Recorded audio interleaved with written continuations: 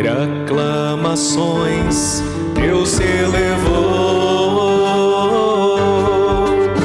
O Senhor subiu ao toque da trombeta. Por entre aclamações, Deus se elevou. O Senhor subiu ao toque da trombeta. Queridos filhos e filhas da igreja, há uma célebre pintura que muita gente já viu alguma vez na vida, né? A gente percebe que há 3 grupos de pessoas que viram essa pintura: os que viram e não perceberam, né? Os que viram e perceberam, e os que nunca viram, né? Mas a arte em geral, ela nos fala coisas profundas. Essa pintura que eu vou mostrar a vocês foi pintada a pedido de um papa como um afresco no Palácio do Vaticano, mais precisamente na Sala della Segnatura, pelo grande Rafael, e ela é considerada a sua maior obra de arte. A gente vê no Google, já vi gente montando aquele quadro com 6.000 peças com essa imagem. Vamos colocar aí para vocês verem, né? Acho que a maioria de vocês, uma grande parte, deve ter visto, e tem gente que viu e nem percebeu, porque ela está em tudo quanto é lugar, até em roupa e tudo mais. Essa pintura é de 1510, o Brasil, teoricamente, né, tinha sido acabado de ser descoberto, pelo menos oficialmente, né? 1510, portanto, século XVI. Ela tem muita gente e muitos detalhes, não é hoje uma aula de arte, mas no centro dela, por isso eu pedi que só ficasse o centro, nós temos 2 homens muito famosos. Um aponta para o alto, ele é Platão, o mundo das ideias, né?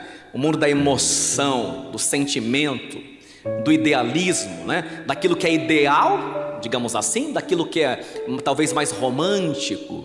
E outro que está do lado dele é nada mais, nada menos que Aristóteles, que com a mão aponta para baixo, né?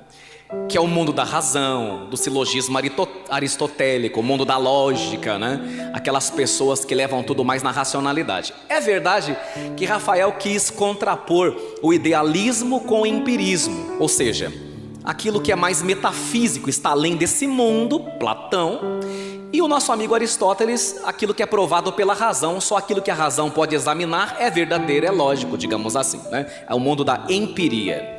Mas essa imagem tem muito a ver com o que nós viemos fazer aqui hoje. Muito a ver, né? Tem a ver com toda a liturgia de hoje.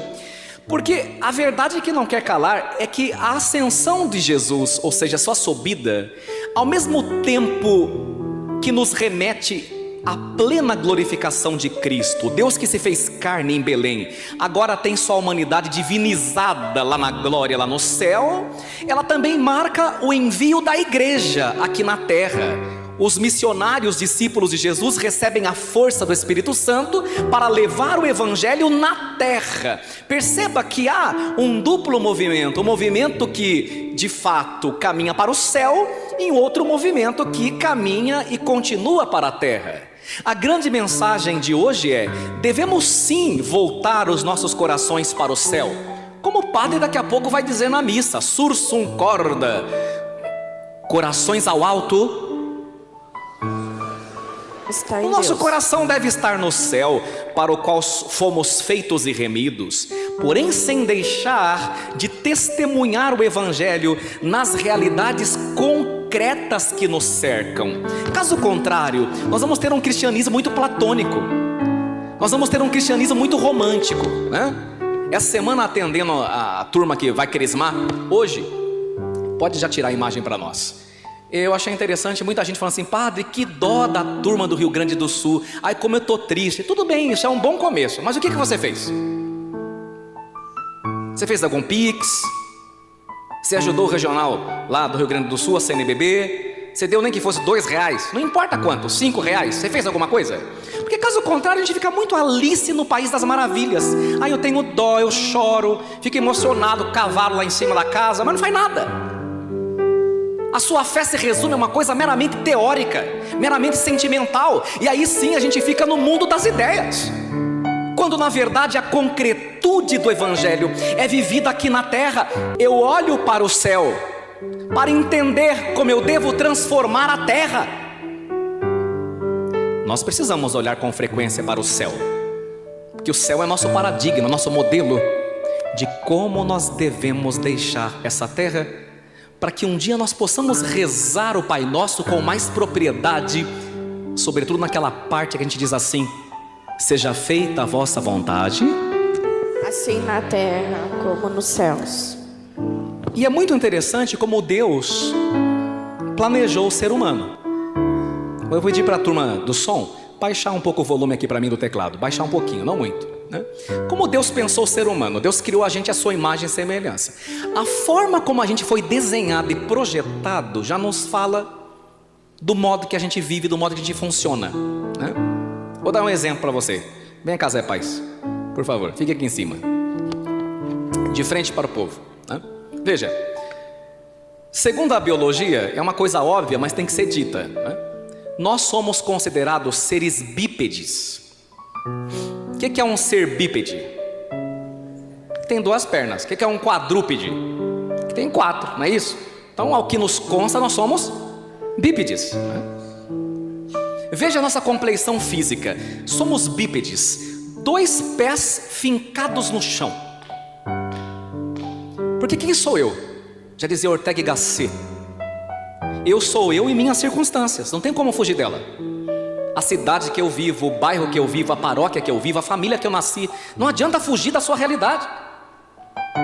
Por isso que Marx e Engels estavam errados quando disseram que a religião é o ópio do povo, que o céu é uma invenção da Igreja Católica para ser um analgésico da realidade, uma anestesia para a realidade. Mentira, porque eu sou um ser que está fincado numa realidade.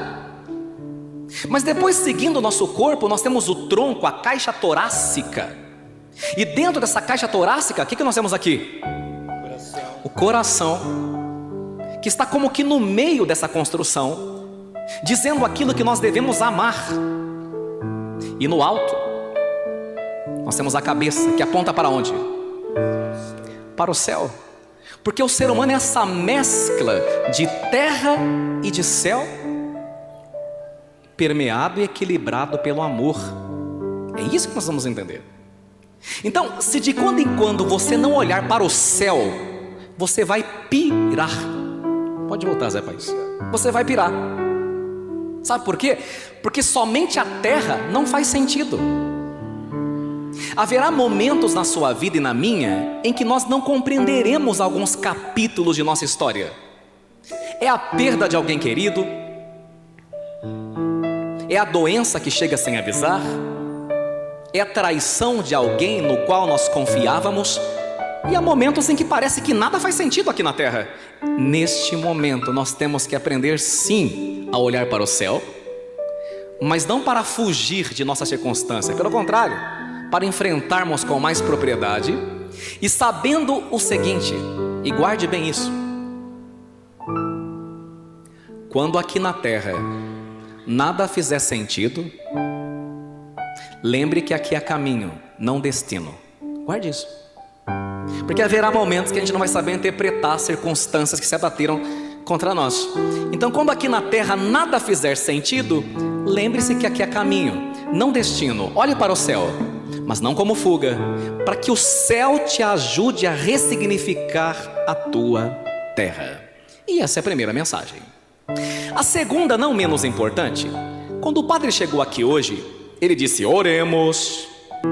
E esse é o momento no qual o padre conversa com Deus sobre você, né? O padre fala um monte de coisa para Deus sobre você, e às vezes você nem presta atenção no que o padre pede para você, mas ele pede. E hoje na oração coleta, né, o padre disse assim para Deus sobre você: membros do seu corpo, somos chamados a participar da sua glória. Esse pedido só se esclarece na segunda leitura, quando nós olhamos com mais precisão para o versículo 22. Dá uma olhadinha aí. Segunda leitura, versículo 22. Ele lança luz sobre a nossa compreensão. Vamos dar uma olhadinha, eu vou começar. Sim. Ele pôs tudo sob seus pés e fez dele, que está acima de tudo, o quê? A cabeça da igreja. Que mais? Que é o seu corpo. Parou. Tá bom. tá bom. Então veja bem, que interessante. Jesus Cristo é o que da igreja? A cabeça. E a igreja é o que dele? O corpo. É importante guardar isso. Jesus Cristo é o que da igreja? Cabeça. E a igreja é o que dele? O corpo. O catecismo da Igreja Católica vai dizer assim: Jesus Cristo, cabeça da igreja, precede-nos. O que quer dizer precede-nos? Uma palavra chique para dizer: passa à nossa frente no reino glorioso do Pai, para que nós, membros do seu corpo, vivamos na esperança de estarmos um dia também nós, eternamente com Ele. São Gregório Magno nos dirá: se a cabeça chegou, mais cedo ou mais tarde os membros também chegarão. E aqui você perceba, nessa solenidade da ascensão, a importância da igreja. Há muitas pessoas que dizem que não precisa da igreja. A igreja é bobagem, eu rezo lá em casa, a igreja é uma instituição humana. Mas a verdade que não quer calar é que Cristo, para fundar a igreja, derramou todo o seu sangue. A igreja custou caro para Jesus, custou a cruz. E ele vai dizer, através de São Paulo, na carta aos Efésios: maridos, amai vossas esposas como Cristo amou a igreja e se entregou por ela. Se Cristo é a cabeça da igreja e a igreja é membro, ou os membros do seu corpo, ora, o que acontece se eu pegar a minha mão, decepá-la e deixar a minha mão ali no chão? Se ela está desligada do corpo, o que vai acontecer com ela? Necrosará. A palavra necró em grego quer dizer morrer, por isso que é necrópole. Necrosar é uma palavra também complicada para morrer, tá? Porque ela está desligada do corpo. Presta atenção. Ligados à igreja, nós recebemos os nutrientes vitais para que esse corpo se mantenha funcionando, que são os 7 sacramentos. Na tua casa você não recebe o perdão dos pecados, na tua casa você não recebe a Eucaristia, na tua casa você não recebe o matrimônio, na tua casa você não recebe o sacramento da ordem, na tua casa você não recebe a crisma, porque nós precisamos estar conectados ao corpo. Mas eu quero ir mais além. O que é? Pense comigo. O que é um AVC? Pensa aí. Não precisa ser médico. Temos médicos aqui, mas não precisa ser médico para explicar do nosso jeitão. O que é um AVC?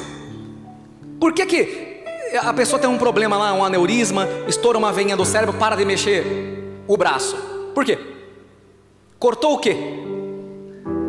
A comunicação. Você concorda comigo? Meu pai teve 3, sei bem o que eu estou falando. Paralisou seu lado direito. Uma pessoa que diz que não precisa da igreja é um AVC ambulante. A mão não funciona, o pé não funciona, porque está desconectada da cabeça, que é Cristo. A igreja é necessária para a salvação. Você precisa da igreja, e por isso Cristo fundou a igreja. Agora, algumas pessoas que dizem assim: mas eu não vou lá na igreja porque um dia eu fui maltratado pela acolhida, ela tirou minha cadeira, mandou ficar de pé. Tudo bem, você tem um certo direito. Não vou, alguns reclamam comigo porque tem uns que chegam lá mais cedo e põem bolsa e calça jeans para guardar lugar, que eu recebo de e-mail reclamando, não está escrito. Essa gente é mal educada, mas o que eu posso fazer? Educação vem de casa e eu não vou educar marmanjo, né?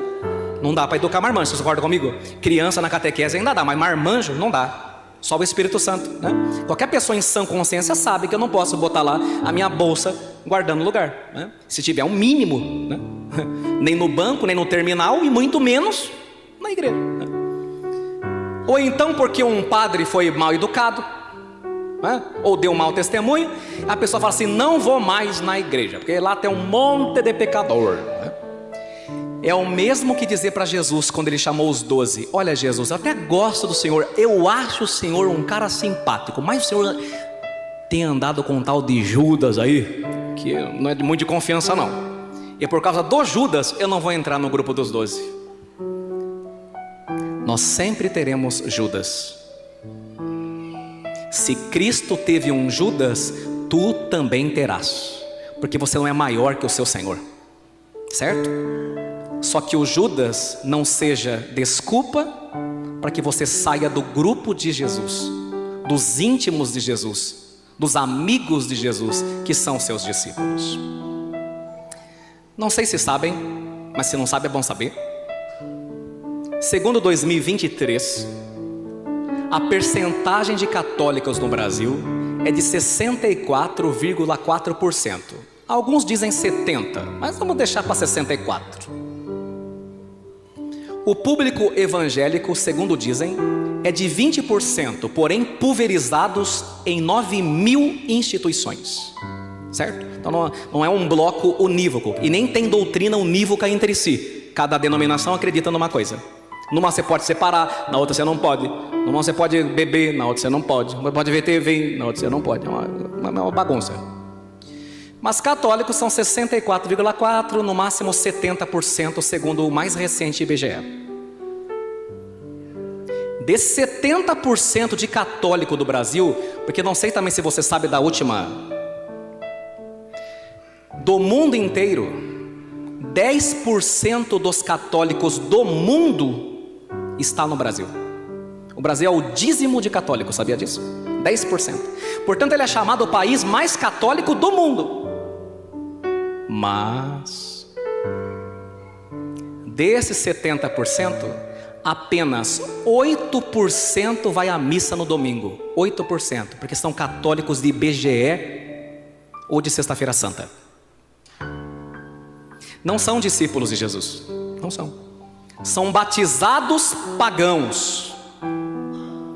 Estão desconectados da cabeça. E na África, pasmem os senhores, 90% dos católicos vai à missa dominical. 90%. Nós somos 8%. Uma vergonha para este nosso país, que precisa de conversão mais do que nunca.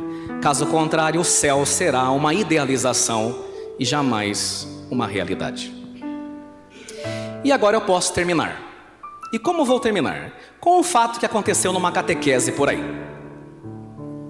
Numa paróquia X, a catequista chamou o padre para reunir a criançada da primeira fase da Eucaristia, para falar para ela sobre a ascensão do Senhor, que é uma palavrinha difícil, né? Venhamos e convenhamos. Até para escrever, né? Ascensão, né? Subida, né? Subida. Tem ascender com S e ascender com C, né? Ascender com S é subir, ascender com C é botar fogo, né? Muda tudo, uma letra muda tudo. Então você veja, o padre foi lá e explicou que hoje Jesus subiu para o céu ante os anjos maravilhados, e que agora Jesus foi lá para a sua casa e foi preparar um lugar para nós. Uma beleza. E o padre mostrou slide de Jesus subindo, né? Igual vocês receberam no folhetim, não tem uma foto aí? Mostrou essa foto colorida, né? Lá na catequese. Só que daí um menininho começou a cochichar com o outro. Aí o padre falou assim: alguma dúvida? E criança, quando dá de perguntar, só Deus na causa. O moleque perguntou para o padre: olha, agora lascou. Falei: por quê? Você não entendeu? Acho que entendi, mas veja bem. O senhor falou assim que Jesus foi embora, está lá no céu e voltou para a casa dele. Mas a catequista, minha mãe, fala que ele está no sacrário, que eu posso ir lá e falar com ele. Ainda hoje cedo, na missa da abertura na paróquia, o senhor falou isso: o Senhor esteja convosco. E a gente respondeu. E agora o senhor falou que ele foi embora, lascou. Quem é que está certo nessa história? Ele foi ou não foi? Me responda. Nessa hora o padre ficou numa sinuca de bico, porque embora o padre soubesse a resposta, que nós estamos falando disso de escatologia, que é uma coisa super complicada, mas falar isso para uma criança de primeira fase, o padre falou: meu Deus, vinde Espírito Santo. E o Espírito Santo veio, mas não veio no padre, veio no coleguinha. E o coleguinha falou assim: imagine como você é bobo, você não entendeu? Mas é claro que não faz sentido, não tem lógica. Ele foi, mas não foi. Foi ou não foi?